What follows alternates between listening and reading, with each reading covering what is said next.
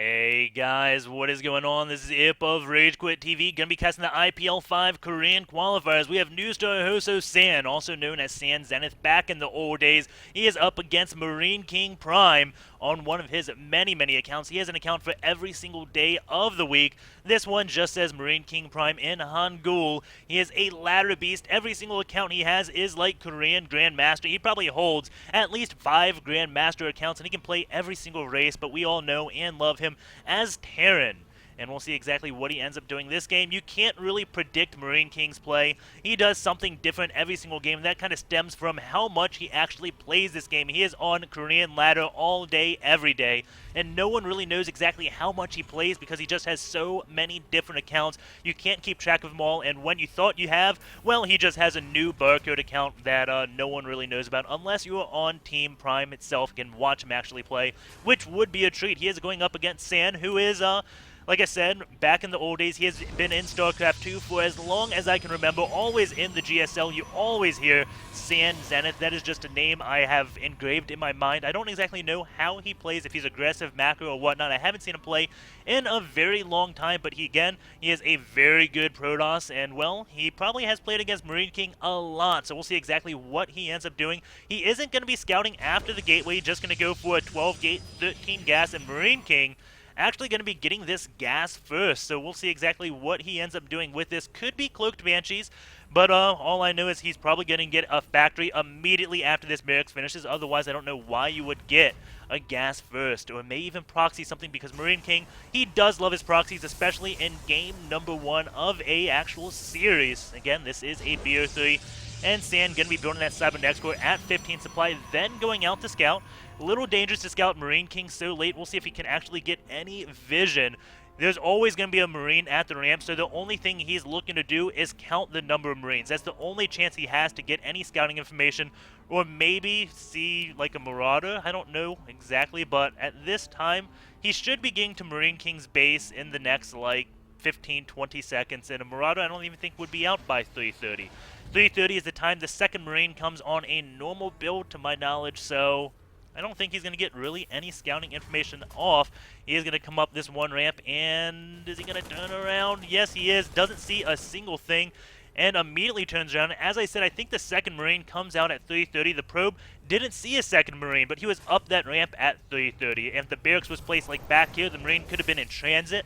So there's no scouting information you can safely get from that, other than that Marine King built a Marine. Big surprise there. We do have a Zealot moving on out and building a Stalker. Most likely, yes, that one will be rallied over to the Zealot, and he's going to be applying a little bit of pressure along with getting some scouting information. I assume so. The Zealot did stop.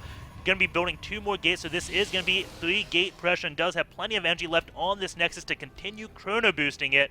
Meanwhile, Marine King is going to be starting to build Hellions out and getting a tech lab on this barrack, so you normally don't see Hellion openers, but in this case, it may be good if he can manage to defend this. Hellions are very good at defending on one base because the Protoss units have to come up this ramp. So the Hellions, they do the splash damage and hit a lot of units, so they actually have relatively high DPS, but Marine King is going to be heading on out. He did see that Zealot, it looks like, with the Marine, and now the Zealot sees the Hellions moving on out and does have the Stalker right here.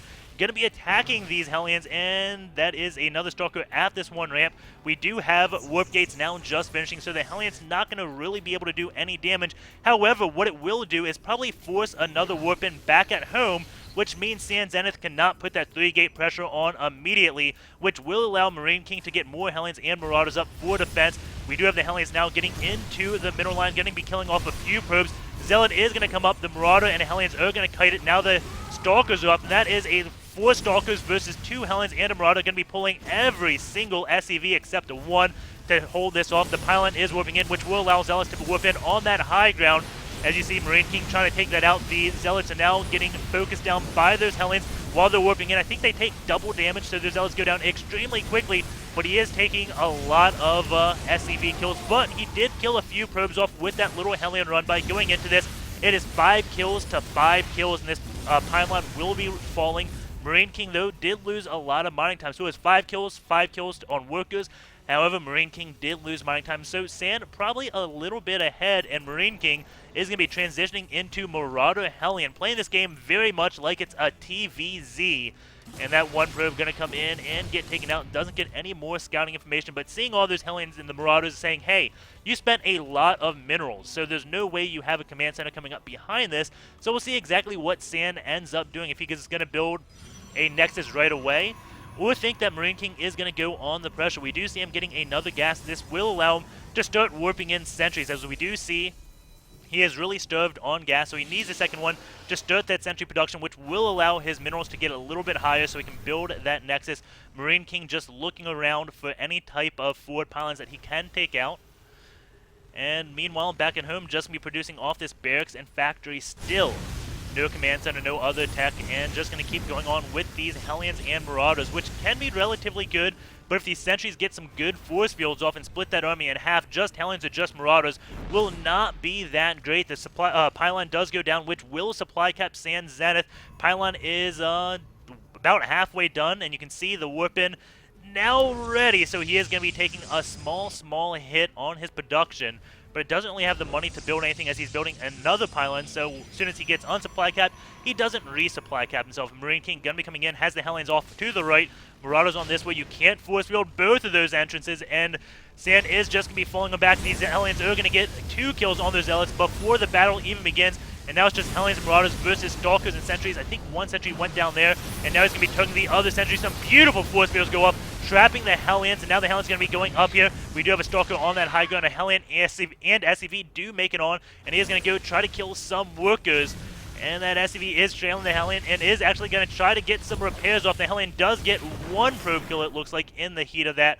And now we have San going to be moving on out. But going into the army supply, we see Marine King is ahead. But going back to this, he is building tanks and Marines at home. So it looks like it's relatively even armies clashing in the middle of the map right now. And the Stalkers are going to win, especially with the Defender's advantage. You can see him focusing that down. Marine King doesn't really have that much focus, but the AI appears to be doing that by itself. Some nice chasing on that one sentry. Not too hard, though, when you have concussive shells. And Marine King, did he get stim? No, he has not got stim yet. He's going to go Marine tank without stim, and the Marine's just going to try to keep these tanks alive. He knows it's mainly only Stalkers left, so tanks do very well against Stalkers. We do have a Twilight Council going to be built by San. Marine King, though, has his orbital command now just finishing 26 probes to 29 workers, so San has to make something happen right here. And what's he going to be building next? He's not warping anything in, which leads me to believe this is going to be a DT, because San, he is behind. Actually, he just built this Nexus, which would explain why he wasn't warping anything in. I was just assuming he was just trying to keep his gas up, so he has 250 right when this Twilight Council does finish. And will he end up building that Dark Shrine? And yes, he will. He is going to go DTs. And why would you go DTs? Well, Protoss is behind. I think San knows just how far he is behind. And Protoss always goes for DTs when they get behind and try to just sneak a win in the game. We do have the forward pylon being built right behind where Marine King would want to take his third base. Missile turret, though, is going up at like the perfect timing. This missile turret will be finished in 15 seconds. Darkshine has another 65 seconds left till it completes, so he will be protected against those DTs. Does have siege tech. He is going Marine tank and still not getting stim. So a little bit unique, but he doesn't have any medevacs, and that may be why Marine King's not getting stim, because if he stims his Marines once, it's bad. Twice, well, they are not going to be returning home. They will kind of just be too fragile to do too much. So he is going to be getting that combat shields with the +1 infantry upgrade. And San did get hit by some tanks, so he knows siege tanks are out on the map, and these DTs could be used as Archons. And without stim, Archons would be pretty darn good. They do a great job at soaking up tank damage.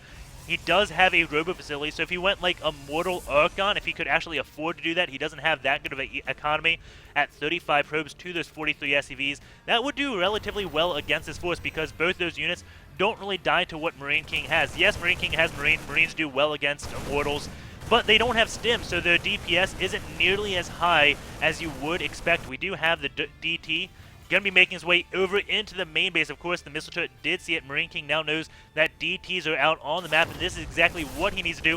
One DT is going to start attacking this missile turret. If this goes down, he will be able to do a lot of damage. It does fall. The DT falls at the same exact time, but we do have this DT killing off 8-9 SCVs, So if San ends up holding this push, he will be back in this game just thanks to those DTs, but his 88 supply 255, the Worker supply 17 to 49. San doesn't really have that much to defend against all these tanks. Probes will pull off the line. A DT is going here. Will Marine King notice the DT and scan? If he doesn't, he will be able to hold this off, but taking a lot of losses as well. A lot of probes did just fall. The DT falls as well, and that Nexus will be going down. This DT has been cleaned up, and there goes the GG. Game number 1 going to MarineKingPime. We will be hopping over into game number 2 very shortly. Stay tuned.